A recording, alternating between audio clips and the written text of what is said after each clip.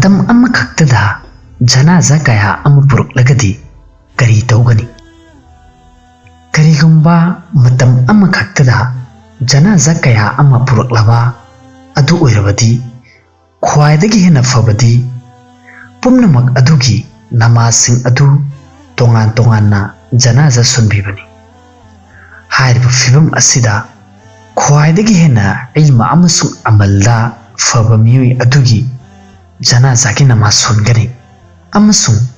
करीगुंबा जनाजा पुम्नमक अदुगी माइकैदगी अमुक्तदा पुलपना नमाज अमखक सोनबा तारबसु जायजनी